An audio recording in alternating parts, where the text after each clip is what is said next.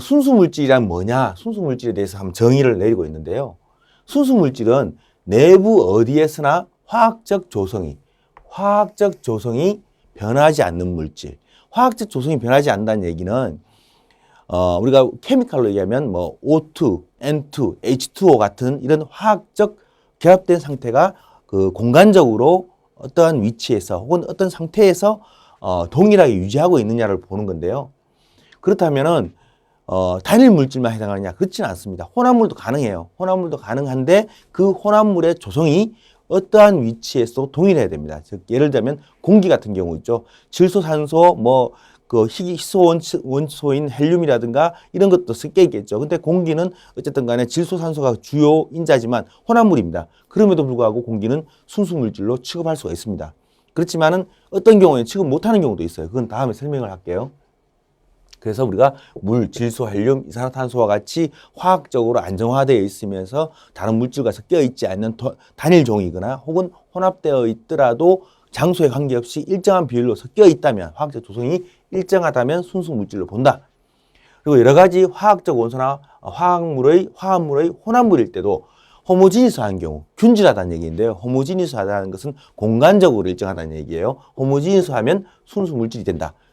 연력학에서 쓰는 용어 중에서 호모지니스란 말은 공간적으로 균일하다는 얘기입니다. 모든 거지. 공기는 몇 가지의 기체 혼합물이지만 화학적 조성이 균일하다. 왜? 확산이 정확하게 돼 있어 공간적으로 균일한 조성으로 구성되어 있다. 그래서 순수물질로 고려한다.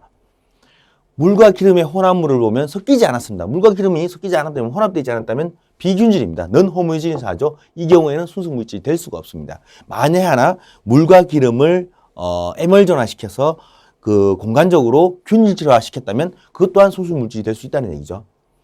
순수물질의 2개 이상의 상, 균질한 물질은 물 같은 경우는 순수한 물질이다. 즉 2개 상이란 뭐냐면은 페이지라고 그러는데, 상은 페이지라는 것은 기체, 액체, 고체를 페이지라고 합니다. 상이라 그러는데 기체상, 액체상, 고체상이라 그러는데 균질한 물은 순수물질이다.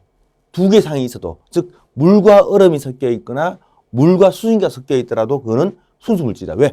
H2O라는 화학적 조성이 변함이 없기 때문입니다. 그런데 액상 공기는 비순수물질이다. 앞에서 분명히 공기는 순수 물질로 말을 했었는데 바로 이 부분이 달라지는 게 뭐냐면 액상 공기라는 겁니다. 액상 공기. 공기를 액화를 시키면 질소하고 산소하고